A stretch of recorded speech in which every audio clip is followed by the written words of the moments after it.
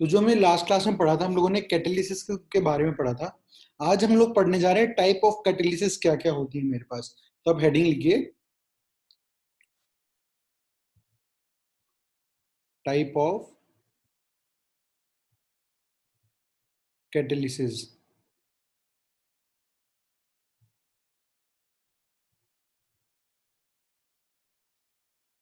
ठीक है, जिसके अंदर फर्स्ट पार्ट है आपके पास होमोलोगस कैटालिसिस। अब हम ये सारे टाइप्स हैं, अब हम जो हम बात करेंगे, फिर हम एक एक को डिफाइन भी करेंगे कि ये है क्या। सबसे पहले हम लोग पढ़ने जा रहे हैं होमोलोगस,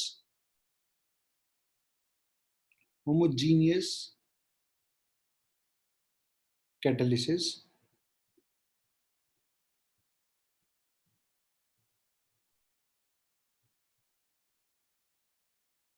देखो, होमोजीनियस का मतलब क्या है, सारी चीजें सेम होंगी। इसका मतलब क्या हो गया कि जो फिजिकल स्टेट है, चाहे वो रिएक्टेंट हो आपके पास, प्रोडक्ट हो या फिर कैटलिस्ट हो, तीनों का फिजिकल स्टेट कैसा होना चाहिए, सेम होना चाहिए। जैसे मैं बात करूं, अगर मैं आपको एक एग्जांपल दूं, 2SO2 गैस का अगर मैं ऑक्सीजन गैस के साथ रिएक्शन करवाऊं और मैं जो कैटलिस्ट इस रिएक्शन में ले रहा हूं, समझ लो वो NO गैस है, तो देखो इसमें सॉल और जो प्रोडक्ट बन रहा है वो क्या बन रहा है मेरा, 2SO3 गैस।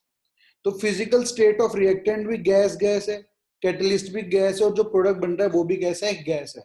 तो इस टाइप का जो भी कैटालिसिस होगा तो उसे मैं कहता हूं homogeneous catalyst.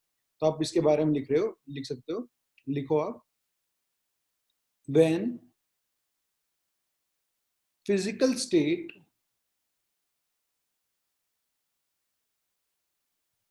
When physical state of reactant comma product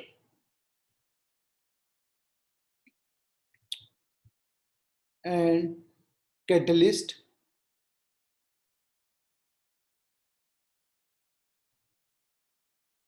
is same. आप कह दो कि physical state of reactant, product और कैटलिस्ट क्या है, सेम है। अगर तीनों का फिजिकल स्टेट सेम होगी तो वो मेरे पास क्या कहलाएगा, होमोजीनियस कैटालिसिस।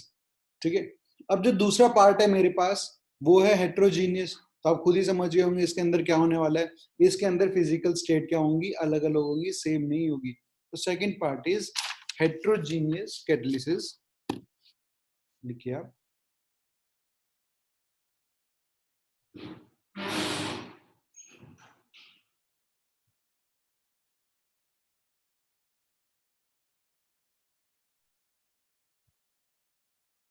हेट्रोजीनियस कैटलिस्ट, इसके बारे में लिखिए। एग्जाम्पल लिख देते हैं हम सीधा, जैसे 2SO2 गैस का रिएक्शन मैं O2 गैस के साथ करवा रहा हूँ, जैसे ऊपर कराया था, बट इस बार जो मैंने कैटलिस्ट लिया है वो PT ले लिया, प्लेटिनम सॉलिड सरफेस लिया है। प्रोडक्ट अभी भी वही बनेगा, 2SO3 गैस। ठीक है, बट इन दोनों का फिजिकल स्टेट, रिएक्टेंट का और प्रोडक्ट का तो सेम है, बट जो कैटलिस्ट मैंने यूज किया उसका फिजिकल स्टेट से मैच नहीं कर रहा, इसलिए कैसा है मेरा हेट्रोजीनियस कैटालिसिस कहलाती है। ठीक है, जिसके अंदर physical state of reactant, product and catalyst same नहीं होते। तो आप लिख सकते हो, when physical state of reactant comma product and catalyst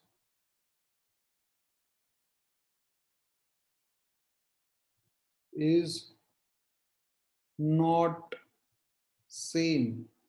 अगर तीनों चीजें सेम नहीं है तो वो मेरे पास क्या होगा, हेट्रोजीनियस कैटालिसिस होगा। ठीक है, अब जो थर्ड पार्ट है उसका नाम है ऑटो कैटालिसिस।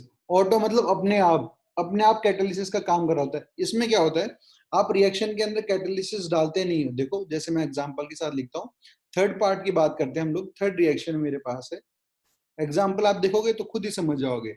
हम लिख सकते हैं इसके अंदर ऑटो कैटालिसिस।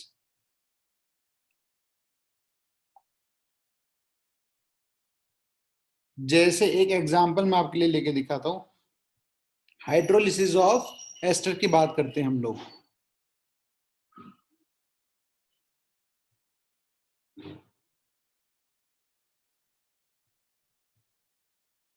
वैसे क्या होता है, जो हाइड्रोलिसिस ऑफ एस्टर होता है वो एसिडिक मीडियम में होता है। कौन सा मीडियम में होता है? एसिडिक मीडियम में होता है। बट अगर मैं एस्टर लूं CH3 COO C2H5 मैंने ले लिया और मैंने इसका रिएक्शन करवाया वाटर से और मैंने कोई भी कैटलिस्ट यूज नहीं किया, तो क्या होगा?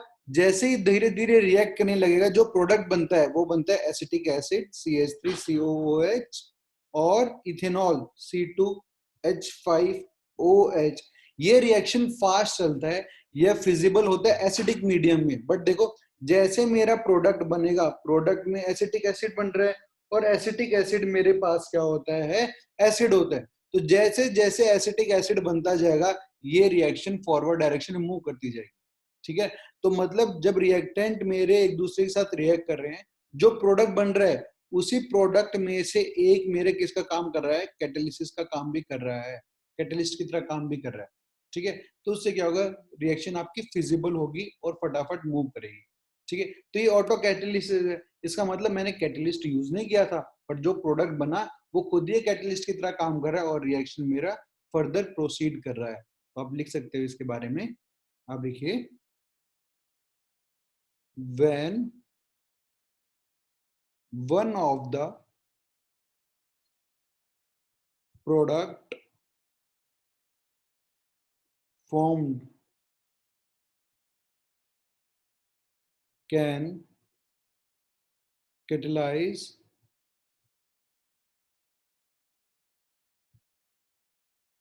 the reaction।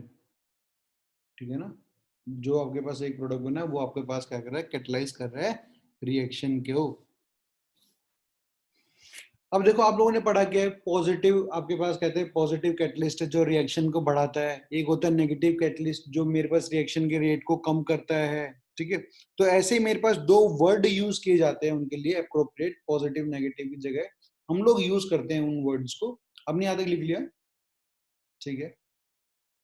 तो देखो, तो जो वो दो वर्ड्स यूज किए जाते हैं बहुत सारे रिएक्शंस के अंदर, एक एग्जांपल के साथ दिखाऊंगा तो आप तभी समझ जाओगे।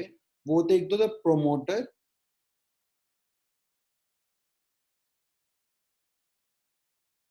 प्रोमोटर्स, और एक होता है आपके पास पॉइजन। ठीक है? अब प्रोमोटर क्या करता है? आपके रिएक्शन की एक्टिविटी को बढ़ाता है। तो हम लिख सकते हैं promoters are which increases the activity of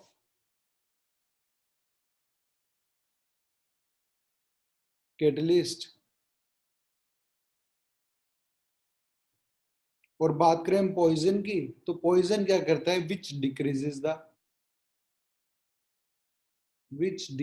the activity of catalyst. ठीक है? अब जैसे मैं देखूं आपको कि भाई अगर मैं ये रिएक्शन कराने जाऊं, जैसे आपने हैबर प्रोसेस देखी है, ठीक है ना? ये एग्जांपल हैबर प्रोसेस के लिए बहुत परफेक्ट होता है और आपने देखा भी है वहां पर। हैबर प्रोसेस में क्या है? हम बात करते हैं हैबर प्रोसेस के बारे में। हैबर प्रोसेस में क्या होता है? N2 गैस मेरी रिएक्ट करती है 3H2 गैस के साथ in the presence of Fe solid, और प्रोडक्ट होता है 2NH3 गैस। अगर आपसे पूछे कि भाई ये मेरे पास होमोजीनियस है या फिर हेट्रोजीनियस कैटलिसिस है, तो आप क्या बोलोगे? ये मेरी हेट्रोजीनियस है। क्यों? क्योंकि ये दोनों गैस में, ये भी गैस में, बट Fe मेरा जो कैटलिस्ट मैंने यूज किया था वो कैसा है? सॉलिड है, फिजिकल स्टेट अलग है, तो ये मेरे पास हेट्रोजीनियस कैटलिसिस है। और दूसरी बात, अगर मैं इसके पास में मोलिब्डेनम यूज करता हूँ Fe के साथ, तो वो तो मेरा काम करता है एक प्रोमोटर का, तो उससे क्या होता है? रिएक्शन और तेज हो जाती है। ठीक है? बट अगर मैं CO यूज कर लूं तो क्या होता है, Fe जो मेरा होता है वो CO के साथ रिएक्ट करने लग जाता है और कंपाउंड का फॉर्मेशन कर लेता है। तो ये जो Fe का मेरा जो कैटलिस्ट था वो इस रिएक्शन के लिए प्रेजेंट नहीं हो पाता। तो ये किसका काम करता है, पॉइजन का काम करता है। जो मेरे कैटलिस्ट की एक्टिविटी थी उसको क्या कर देता है, कम कर देता है, which decreases the activity of catalyst, क्योंकि कैटलिस्ट के साथ रिएक्ट करता है और उसकी एक्टिविटी को कम कर देता है। प्रोमोटर क्या करते हैं, उसको सपोर्ट करते हैं कि भाई कि हाँ और फटाफट करेंगे रिएक्शन को। ठीक है, यहां तक आप लिख लो फटाफट। फिर हम बात करेंगे थ्योरी ऑफ कैटालिसिस की, और हम ये भी देखेंगे कि मैकेनिज्म क्या होता है, किस तरह से रिएक्शन होता है मेरे पास कैटालिसिस के अंदर, क्या होता है कैटलिस्ट किस तरह वो जाता है, क्या क्या कंपाउंड फॉर्मेशन करता है, ये सारी चीजें हम देखेंगे अभी।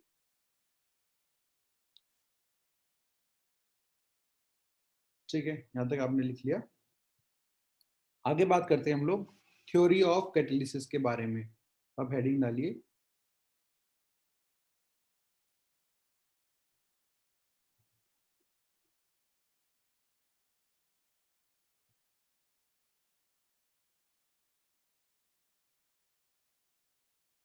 Theory of catalysis.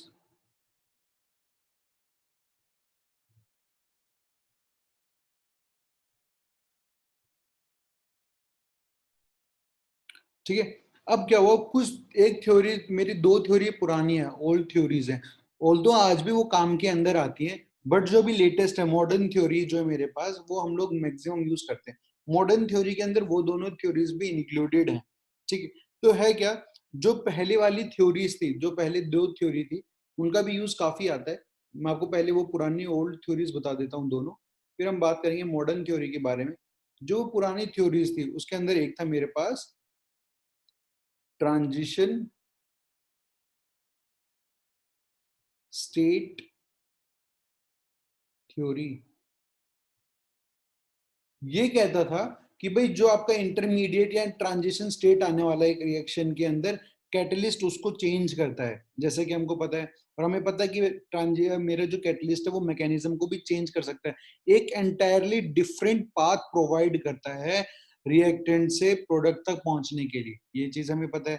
और दूसरी थ्योरी आपके पास थी एड्सॉर्प्शन थ्योरी।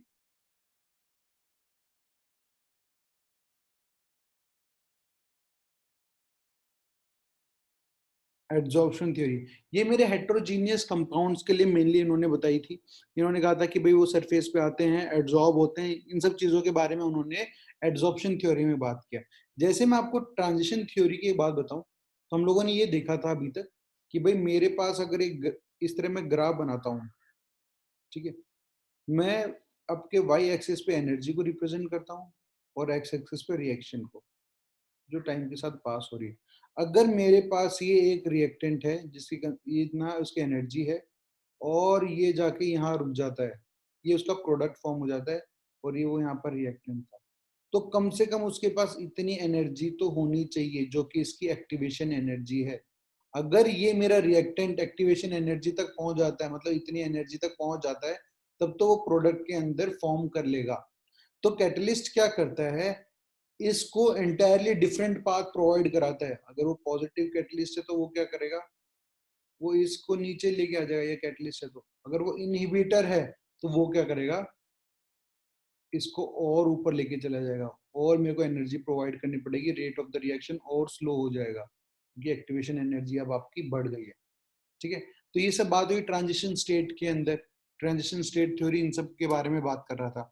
तो अब जो मेनली मेरे पास मॉडर्न थ्योरी है, जो कि अपने लिए सबसे इंपॉर्टेंट है, वो क्या कहती है, वो ये मानते हैं कि आपके पास हेट्रोजीनियस कैटालिसिस हो रही है, जिसके अंदर कैटलिस्ट तो आपका सॉलिड है, और जो रिएक्टेंट है वो आपके पास कैसे हैं, गैसेस है। गैसेस रिएक्ट करेंगे ऑन द सॉलिड सरफेस, और वो सॉलिड सरफेस मेरा एक कैटलिस्ट की तरह काम करेगा। ठीक है, अब हम मॉडर्न थ्योरी के बारे में बात करते हैं और एक एक पॉइंट को समझते जाएंगे और साथ साथ में लिखते जाएंगे। तो आप हेडिंग डालिए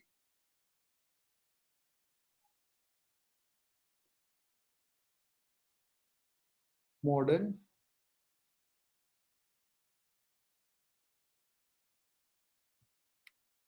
थ्योरी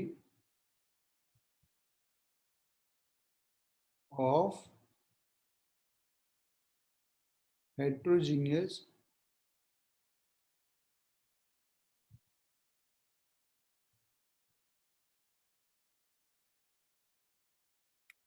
कैटालिसिस।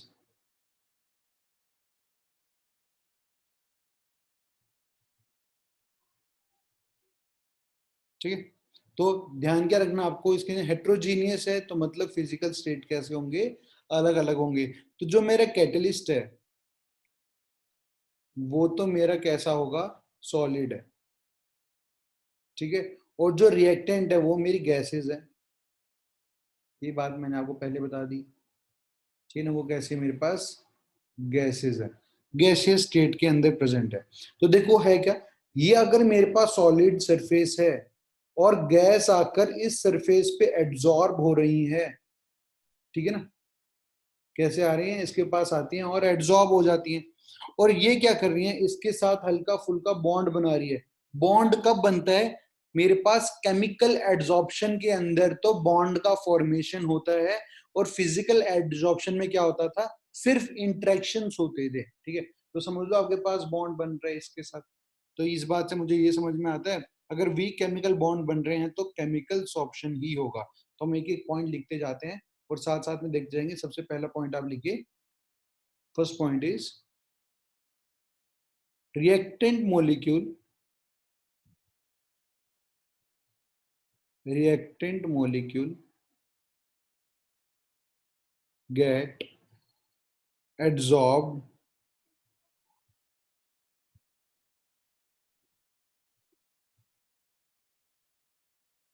on the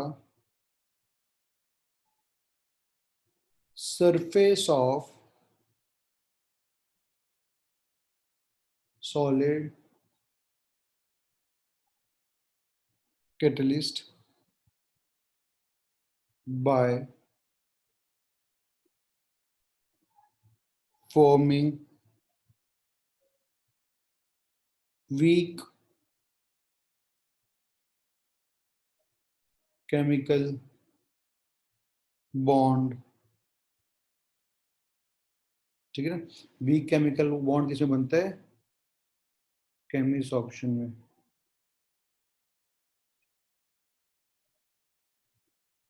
ठीक है, तो हमने जो बोला, मेरे पास ये सॉलिड सरफेस थी, इस पे आके जो मेरे गैसियस रिएक्टेंट्स थे वो आकर क्या हो गए, एड्सॉर्ब हो गए। ठीक है ना, अब देखो इसके अंदर क्या फायदा हुआ, जब ये मेरे पास इसके पास आएंगे। ठीक है ना, आप मुझे एक बात बताओगे, अभी मैं आपको अनम्यूट कर रहा हूँ, आप मेरे को आंसर बताओगे इस चीज का। ठीक है नीलेश? Yes sir. मैं क्या कह रहा हूँ आपको, अगर ये मेरे जो आपके पास ये मॉलिक्यूल्स गैस के इसके पास आएंगे तो अट्रैक्शन फोर्स होगी, तो एनर्जी रिलीज होगी या एब्जॉर्ब होगी, रिलीज होगी। एनर्जी रिलीज होगी। तो वो एंडोथर्मिक होगा या एक्सोथर्मिक होगा, एक्सो। ठीक है, एक्सोथर्मिक होगा। तो जो इस रिएक्शन का जो टेम्परेचर बढ़ जाएगा और वो एक्टिवेशन एनर्जी की तरह भी क्या आता है, काम आ जाता है। आगे बात समझ में, क्योंकि रिएक्शन को एनर्जी मिल रही है और ये रिएक्शन के लिए एनर्जी उसके एक्टिवेशन एनर्जी की तरह भी काम आ जाती है। ठीक है, इतनी बात समझ में आ गई आपको?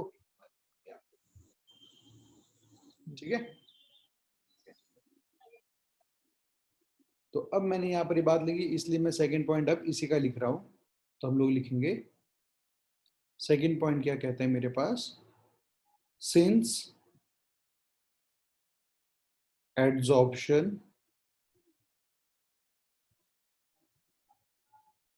is exothermic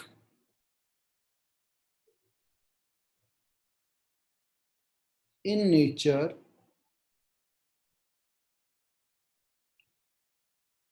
that heat released is supplied as activation energy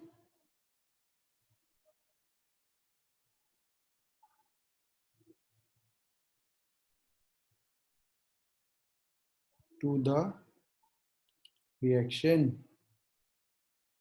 ठीक है, जो एनर्जी रिलीज हुई है वो एक्टिवेशन एनर्जी की तरह उनको मिल जाती है। ठीक है, अब हम मैकेनिज्म देखने वाले हैं यहाँ पर कि भाई मेरे मॉडर्न थ्योरी जो है, यहाँ पर एड्सॉर्प्शन थ्योरी जो है उसकी मैकेनिज्म क्या है, किस तरह से बातें बन रही हैं। ये कुछ आपके पास 4 स्टेप में है ये मैकेनिज्म इसका पूरा। ठीक है, आपको वो 4 स्टेप फटाफट समझ में आ जाएंगे। पहले मैं आपको चारों स्टेप समझाऊंगा और फिर उसके बाद हम वो चारों स्टेप को क्या करेंगे, एक एक पॉइंट को करके लिखेंगे। ठीक है, तो आ जाओ अब नेक्स्ट टॉपिक पे। जो मेरे पास आप हेडिंग डालिए, मैकेनिज्म्स की बात कर रहे हैं अब हम लोग।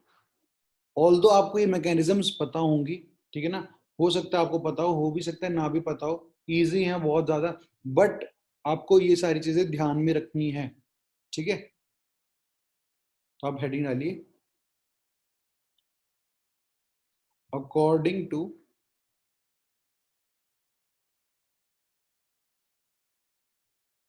Modern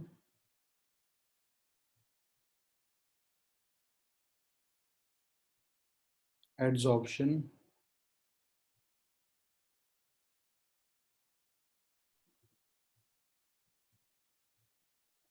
theory.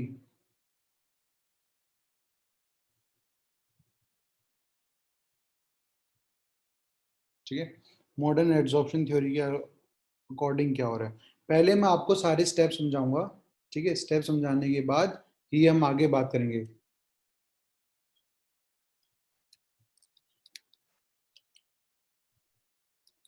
ठीक है, तो देखो सबसे पहले मुझे पता है कि भाई मेरे पास जो ये थ्योरी है, तो कैटलिस्ट कौन है, सॉलिड है, रिएक्टेंट कौन है, गैस है, तो मतलब सॉलिड सरफेस पे रिएक्शन होने वाली है। जस्ट समझ लो आपके पास कुछ एक्टिव साइड्स प्रेजेंट हैं। मैं यहाँ कुछ बनाने जा रहा हूँ, पहले ध्यान से सुनते जाना भाई, ठीक है ना, तभी बातें समझ में आएंगी। समझ लो आपके पास ये वो सॉलिड सरफेस है और ये उनकी एक्टिव साइड्स है, ये जो सर्कल से मैं रिप्रेजेंट कर रहा हूँ उस सॉलिड सरफेस की।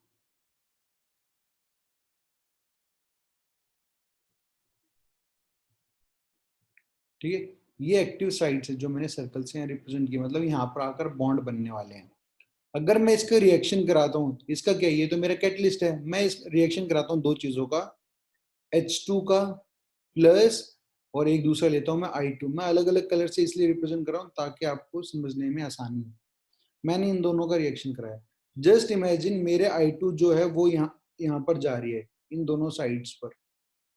ठीक है, पहला स्टेप तो ये होगा कि आपके पास जो रिएक्टेंट है वो क्या करेंगे, मेरे पास सॉलिड सरफेस पर जाकर एड्सॉर्ब होने वाली है, जो ये यहाँ पर हो गई। होगा क्या, आपको तो ये फर्स्ट स्टेप है, अब ये दिखाई कैसे देगा, ये चीज समझना आप।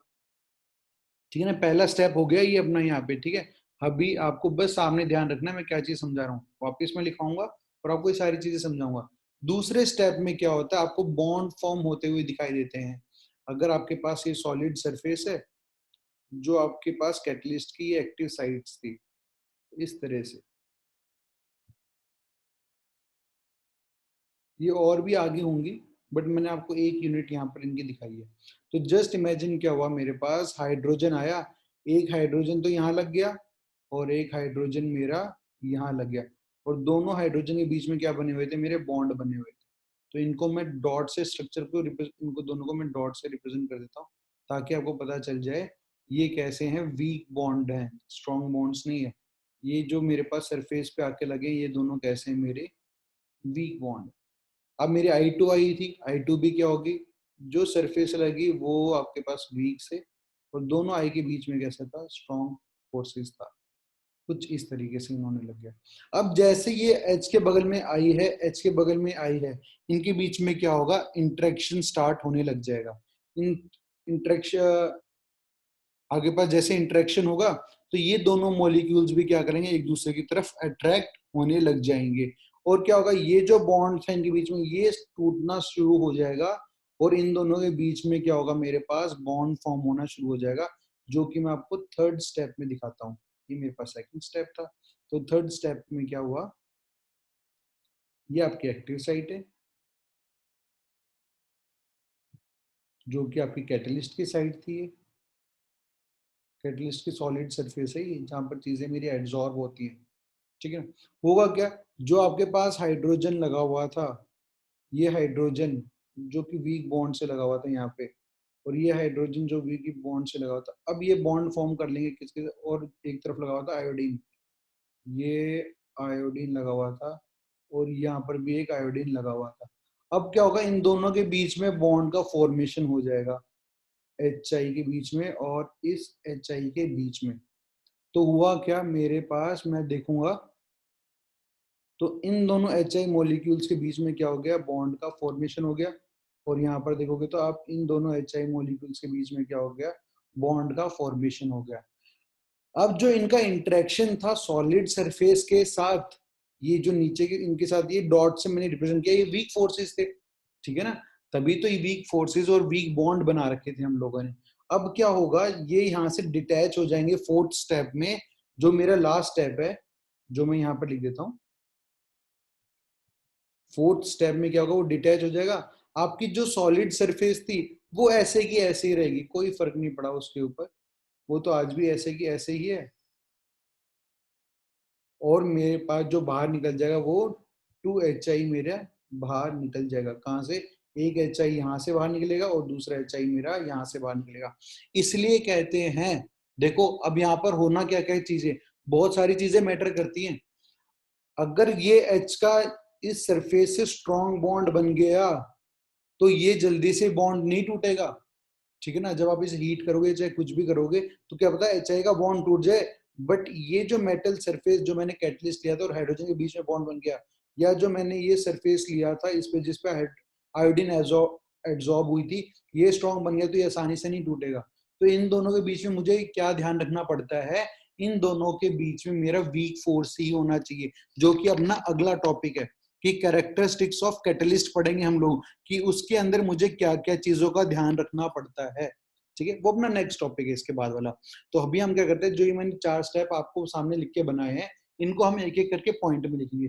पहला मेरे पास क्या कह रहा था, आगे पास एक्टिव साइड प्रेजेंट थी कैटलिस्ट की, गैसेज आई एडसॉर्ब हो गई सरफेस पे, इस तरीके से। दूसरे केस में क्या हुआ, हाइड्रोजन के सामने आयोडीन है, हाइड्रोजन के सामने आयोडीन है, इन दोनों में इंटरेक्शन स्टार्ट हुआ और बॉन्ड का फॉर्मेशन हो गया और ये वाले बॉन्ड इनके ब्रेक हो गए। फोर्थ स्टेप में क्या हुआ, ये HI गैस इट्स, ये वाले जो सरफेस है इससे क्या हो गई, सॉर्प्शन हो गया। डिसऑर्प्शन मैंने आपको बताया था क्या होता है, सरफेस से निकल जाना। एडसॉर्प्शन ऐड होता है, डिसऑर्प्शन मतलब बाहर निकल जाती है। और लास्ट में आपकी कैटलिस्ट तो आपका ऐसा ही प्रेजेंट रहा और 2 HI गैसेज मेरी बाहर निकल गई। इसलिए कैटलिस्ट का अमाउंट इतना मैटर नहीं करता, क्योंकि कैटलिस्ट तो वैसे भी आफ्टर और बाहर निकलना ही निकलना है, ठीक है। तो अब मैं क्या कर रहा हूँ, आपको एक एक पॉइंट लिखवा रहा हूँ, आपको ये चारों डायग्राम भी बनाने हर पॉइंट के साथ, ठीक है। मैं आपको पहले फर्स्ट पॉइंट लिखाता हूँ, अब फर्स्ट पॉइंट लिखिए। फर्स्ट पॉइंट आपका कहता है, the reactant molecule diffuse towards the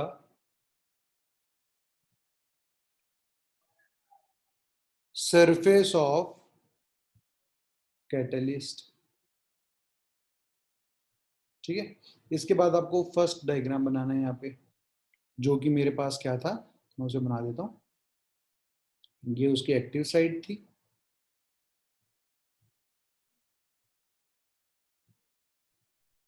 और मैंने इसका रिएक्शन करवाया था आपके पास दो चीजों से। एक तो आपके पास थी हाइड्रोजन गैस जिसको मैंने ग्रीन से रिप्रेजेंट किया था, प्लस H2 गैस जिसको मैंने आपको ब्लू से रिप्रेजेंट कर दिया था, ठीक है। दूसरा पार्ट लिखो आप, दूसरा point is the reactant molecule get adsorbed on the surface of catalyst। इस सरफेस पे आके क्या हो गया, वो एड्सॉर्ब्ड हो गया, जो कि मैंने आपको कुछ इस प्रकार से बना के उनको दिखाया था,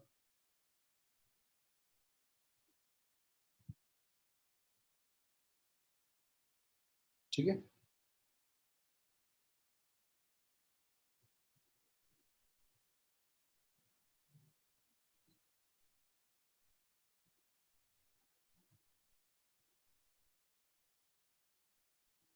थर्ड स्टेप में मेरे पास था the reactant molecule may interact with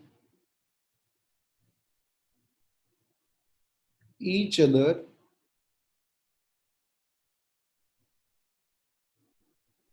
forming product. यहाँ एक चीज ध्यान रखना, जो मैंने ये वर्ड मे लिखा है ना, ये बहुत जरूरी है। जरूरी नहीं है कि भाई इन दोनों के बीच में बॉन्ड बने ही बने, क्या पता ये दोनों मॉलिक्यूल्स जो हाइड्रोजन है, इसकी जगह कोई और मॉलिक्यूल हो वो आयोडीन के साथ बॉन्ड ही ना बनाए। जरूरी नहीं है ना कि आपके पास हाइड्रोजन और आयोडीन के बीच में बॉन्ड बनेगा। मतलब इस केस में तो चलो बन रहा है, पर जरूरी नहीं है कोई और एटम हो, यहाँ कोई और एटम हो, इन दोनों के बीच में बॉन्ड बने, तो ऐसा कोई जरूरी नहीं है। ठीक है, तो इसलिए वहां मे लिखा है कि आपके पास सरफेस पे एड्सॉर्ब तो हो गया, बट इसकी कोई पॉसिबिलिटी नहीं है कि बॉन्ड बनेगा ही बनेगा उन दोनों के बीच में। इसलिए मैंने मे वर्ड का यूज किया है। तो इसके लिए हम लोगों ने डायग्राम बनाया था कुछ इस प्रकार से।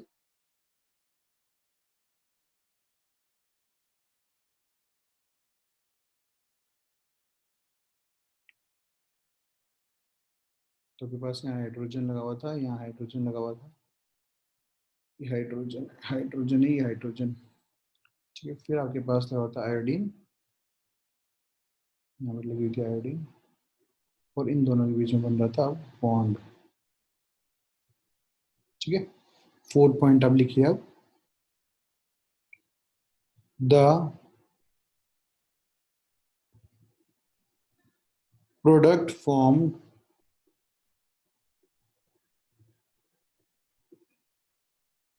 may get dissolved। may इसलिए लिखा, जरूरी नहीं है कि भाई ये बॉन्ड टूटे। अगर स्ट्रॉन्ग बॉन्ड इसके साइड के साथ बन गया तो नहीं टूटेगा, इसलिए कैसा बनना चाहिए, वीक बॉन्ड बनना चाहिए, तभी मेरा रिएक्शन फिजिबल होगा। dissolve from the catalyst surface and diffuse away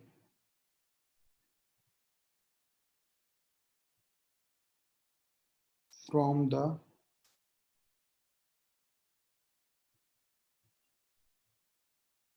surface of catalyst,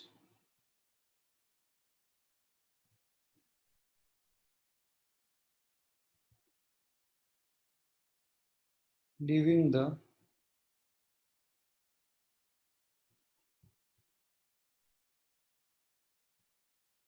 catalyst surface away।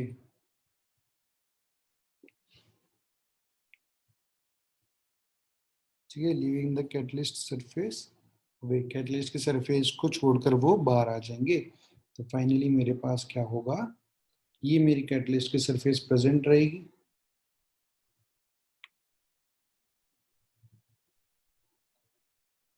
आपके पास ये एज इट इज ही प्रेजेंट रहेगी, और बाकी चीजें आपके बाहर निकल जाएंगी। 2 HI गैस मेरी यहाँ से बाहर निकल जाएगी, एक HI यहाँ से और एक HI मेरा यहाँ से। ये 2 HI गैस बाहर निकलती, यहाँ 2 HI गैस मेरी बाहर आपको मिल जाएगी। ठीक है, ये तो था मेरे पास क्या पूरा इसका मैकेनिज्म। अब हम अगली क्लास में क्या पढ़ने वाले, कैरेक्टरिस्टिक्स ऑफ कैटलिस्ट, कि भाई मेरे पास क्या कैरेक्टरिस्टिक्स होते हैं। ठीक है, वैसे तो दो ही चीजें होती हैं, एक तो आपके पास एक्टिविटी होती है और एक आपके पास सिलेक्टिविटी होती है। ठीक है, बट वही है, टाइम अभी कम है, तो फिर उस पोर्शन को हम अच्छे से कंप्लीट नहीं कर पाएंगे। ठीक है, तो आज के लिए इतना ही बस। अगली क्लास में हम लोग पढ़ेंगे कैरेक्टरिस्टिक्स के बारे में, कि जो एक्टिविटी है और सिलेक्टिविटी है। इसके बाद हम लोग पढ़ेंगे एंजाइम्स के बारे में। ठीक है, एंजाइम्स बहुत ज्यादा इंपॉर्टेंट टॉपिक होता है इस चैप्टर को लेके। एक तो जो हम लोगों ने आइसोथर्म्स पढ़ी थी वो इंपॉर्टेंट है, वहां से क्वेश्चन बनता है, वो आपके पास लॉग लगा के या कैसे ना कैसे दूसरे फॉर्म में आपसे पूछ ही लेगा, फ्रेंडली आइसोथर्म के बारे में, या फिर आपके पास लैंगमोर आइसोथर्म के बारे में पूछ लेगा। दूसरी चीजें, ये हल्की फुल्की थ्योरीज आपको पता होनी चाहिए कि यहाँ से क्वेश्चन बन सकता है, ये आज तक बना नहीं है तो चांसेस हैं जेई मेंस में तो क्या करते हैं, डायरेक्ट एनसीईआरटी से क्वेश्चन पूछ लेते हैं, आजकल थ्योरी बेस्ड क्वेश्चन बहुत ज्यादा आ रहे हैं। ठीक है, तो आपको एक एक पॉइंट, जितने भी इंपॉर्टेंट पॉइंट्स हैं मैंने आपको ये लिखा दिए, जितने मैंने आपको नोट्स में पढ़ लिया ना, बस पढ़ा दिया, वही बहुत है। आपको कुछ पढ़ने की जरूरत नहीं है, ठीक है ना, सब कुछ इसके अंदर है। एग्जाम में ऐसा कोई क्वेश्चन नहीं होगा जो इसके अंदर से नहीं होगा, इसके अंदर से ही आएगा जो आएगा। एकदम डेप्थ में आपको डिटेल में एक एक चीजें मैंने यहाँ समझा दी है। ठीक है, तो आपको करना क्या है, इनका बस अच्छे से रिवीजन करना, और कुछ करने की जरूरत नहीं है। ठीक है, तो आज के लिए बस इतना ही है।